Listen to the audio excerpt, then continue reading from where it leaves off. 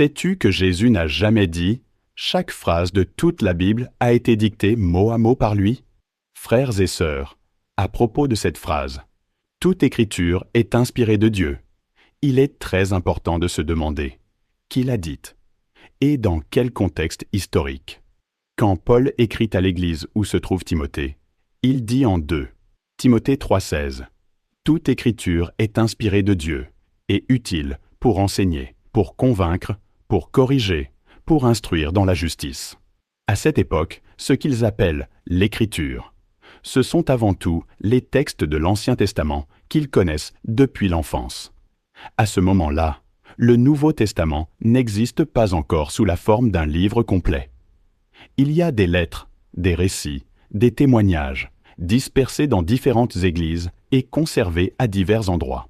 Pour le peuple d'Israël, l'Écriture, c'est l'Ancien Testament. Ce n'est que plusieurs siècles plus tard, à partir du IVe siècle, que l'Église va reconnaître officiellement la liste des 27 livres du Nouveau Testament. À cette période, certains responsables de l'Église se réunissent, convaincus que la fin des temps approche.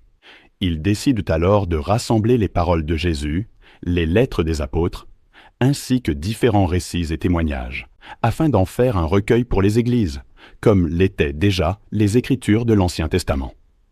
Ils collectent les lettres envoyées par les apôtres aux églises, ainsi que les écrits laissés par les disciples.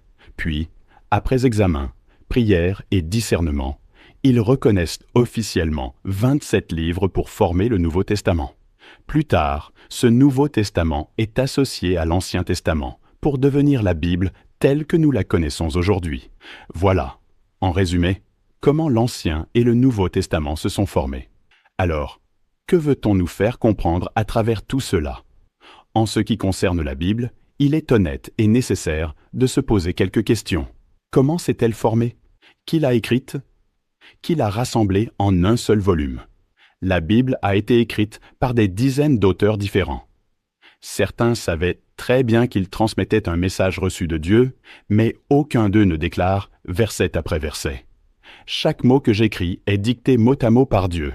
Si Dieu avait voulu affirmer clairement, toutes les Écritures, au sens de chaque phrase, sont inspirées mot à mot par Dieu, il aurait pu le dire clairement par la bouche des prophètes. Or, dans les livres prophétiques, nous ne trouvons pas une telle déclaration globale. Jésus non plus n'a jamais dit « Chaque phrase de toute la Bible est directement ma parole ». Les apôtres n'ont jamais affirmé « Chaque ligne de nos lettres et de nos témoignages est exactement la voix de Dieu, mot pour mot ». Cela mérite que nous nous arrêtions un moment et que nous réfléchissions devant Dieu avec humilité. Nous vivons dans un temps extrêmement important, et les pas du retour du Seigneur se font de plus en plus proches. Si, au fond de ton cœur, tu désires vraiment devenir une de ces brebis qui entendent la voix du Seigneur, si tu veux apprendre à discerner sa voix, afin de le reconnaître et de l'accueillir vraiment lorsqu'il reviendra, alors ne reste pas seul dans ta recherche. À travers le numéro WhatsApp qui s'affiche à l'écran, ou le lien dans la bio de ce profil, rejoins notre groupe gratuit d'études bibliques. Là, nous apprenons ensemble à écouter le Saint-Esprit, à chercher ce que Dieu veut nous dire aujourd'hui à travers les Écritures, et nous exerçons un véritable discernement spirituel pour ne plus rester bloqués dans de simples habitudes religieuses, mais entrer dans une relation réelle et vivante avec le Seigneur.